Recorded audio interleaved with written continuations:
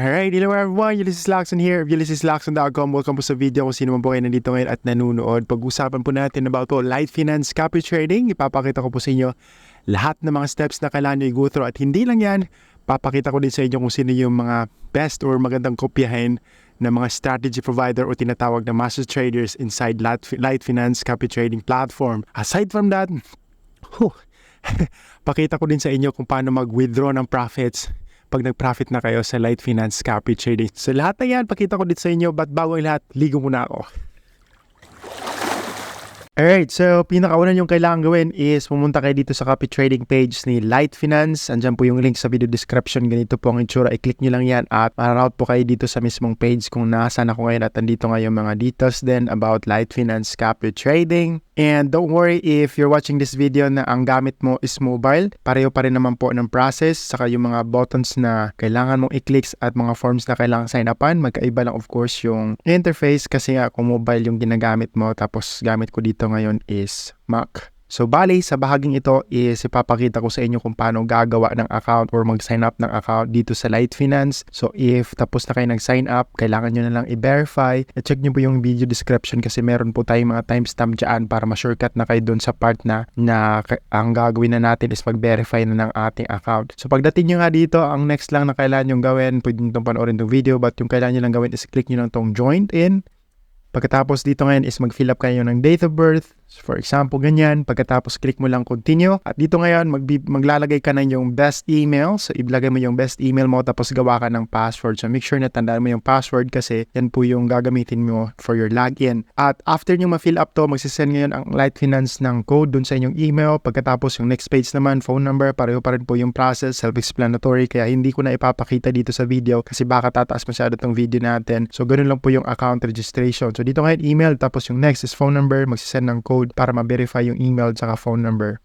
So, post mo lang tong video at pagkatapos i-continue mo yung process.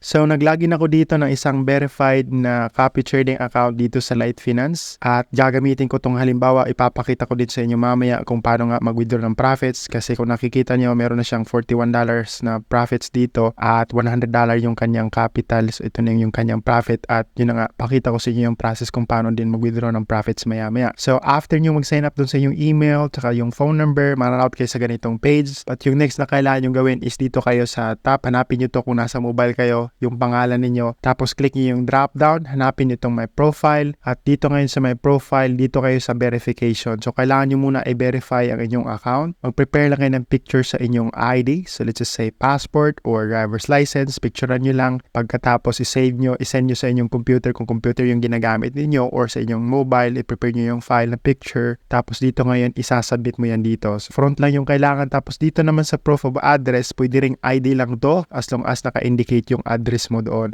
At itong Islamic account application, wala naman tong requirements. Pwede mo din tong applyan after ma-verify ang inyong identity. So, ito is para to walang swap yung account. Ang swap po sa forex trading is yung overnight fees. So pagka meron kang open na trade tapos inabot ng mga ilang gabi or kinabukasan na saka nag-close kasi saka nag-profit, meron yung overnight fees. But pag nag-apply ka dito, mawawala yung swap dito sa Light Finance which is wala namang kailangang requirements. I-click mo lang. Yun nga lang, kailangan lang muna verify din yung account. And wag rin muna kayo gawa ng any transactions with Light Finance hanggat di pa verified ay inyong identity at saka yung inyong address. Now, if kailangan mo ng assistant, verifying your account or kung ano man yung gusto nyong patulong sa inyong account, pwede din kayo mag-chat sa support team ng Light Finance. Dito nilang yan sa chats, tapos support team. Real time, may mag-chat-chat, may magre-reply sa inyo. At yung verification naman is ma-verified na dapat ng inyong account within an hour or two. So lalo pa pagka business days kayo nag-sign up like during weekdays. At pagka verified na yung account, pwede na kayo maghanap ng master trader o yung pwedeng kopyahin. Hanapin nyo lang to, copy. Pagkatapos, dito ngayon may mga ilalagay si Light Finance, especially if first time mo talagang nagbukas dito sa copy tab na to, mga suggested na pwede mong kopyahin. So pwede mong tingnan yung kanilang portfolio or kaya dito ka, meron naman mga filter dito, pwede kang dito sa popular, ibig sabihin yung mga marami nagkopya, makikita mo din yung growth ng kanilang equity sa mga graph na ito. So halimbawa ngayon, buksan natin to si Ferryman. So ito yung kanyang profitability tab. So ito yung growth ng kanyang equity every single month mula nung nag-trade siya.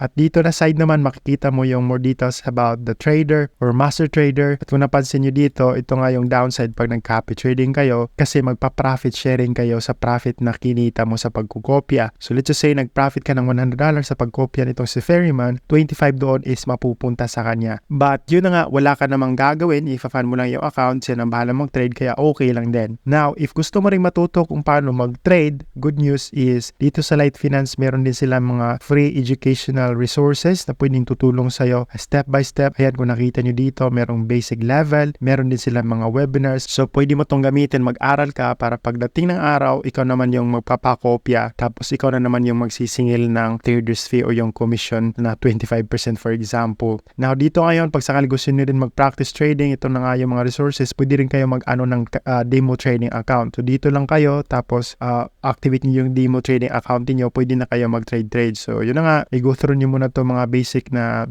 dito, educational resources nila para at least matuto din kayo. At itong account na to, ang kinokopya niya is isa lang. Ito is Prospector. So pagdating nyo dito sa Light Finance, sakali gusto nyo rin itong kopyahin, ang minimum lang nito is $100 lang yung kanyang minimum na capital. Pwede mo na ito makopya sa Prospector. Dito ka lang sa copy, tapos search mo dito. Kung nasa mobile app ka, hanapin mo lang Prospector. Pagkatapos pag gusto mong kopyahin, buksan mo lang, makikita mo niya kayang more details about that strategy. Tapos dito ka sa profitability chart at dito ka ngayon, ilalagay mo lang dito yung amount $100 o depende nga sa fund mo. Tapos copy mo. So nakalagay dito sa kanyang information na ang kailangan yung setting is in proportion to my assets. So dito ngayon dahil nakakopya na nga ito, so wala nang option na mag-copy. At pag nag-profit ka na, makikita mo nga yan dito, current change. Kung nasa mobile ka, makikita mo yan, current change nakatag doon, mobile app. Kasi meron din mobile app ang Light Finance. But itong 41 USD na gain itong account na to is hindi ito mapupunta sa kanya lahat kasi nga meron din tong trader's fee itong si Prospector na 25%. Ayan kung nakikita nyo dyan. So yung iba dun sa kanyang 41 is napupunta sa kanya yung 25%. But ganito kung paano mag-withdraw ng profit. Punta lang kayo dito sa profitability chart at saka hanapin nyo yung edit dito. So dito ngayon meron na tayong 130. So yung ikokopya lang natin is $100. So ganyan lang. Pagkatapos click natin edit. Ayun, so success. Ibig sabihin ngayon, $100 lang yung nakakopya sa kay Prospector at yung the rest is available na siya for operations. Pwede na natin tong ma-withdraw. So withdrawin natin to at isasend to dun din sa ginamit nating deposit na tender or yung payment method which is GCash account na to. So kung tandaan po natin na kung ano po yung ginamit ninyo na pag-deposit, yun din po yung kung saan isasend ni Light Finance yung payout. So dito ngayon is 33 yung so meron tayong 1,600 at yung account na yun nagka-copy trade siya I think almost a week na at dito continue lang. Pagkatapos magsasend ang Light Finance ng code dun sa number na atas sa inyong account para ma-confirm po yung transaction na legit at ikaw yung nag-request. So ganyan lang tapos confirm. So successful po yung withdrawal request natin and within a few minutes matatanggap na yung amount dun sa GCash account ng may-ari ng account na to. At ito na nga siya, confirm at andito na nga yung amount. Napakadali lang mag-withdraw ng profits dito sa Light Finance, almost instant. So business day ngayon baka iba din pagka weekend. So pag gusto nyo mag-withdraw dapat business day like Monday to Friday para madali po yung pag-process ng payout. At hanggang dito na po yung video at kung meron pa rin kayong questions, mag-comment na lang po kayo sa baba. Make sure to like this video and subscribe if hindi pa kayo subscribe. Maraming salamat at good luck!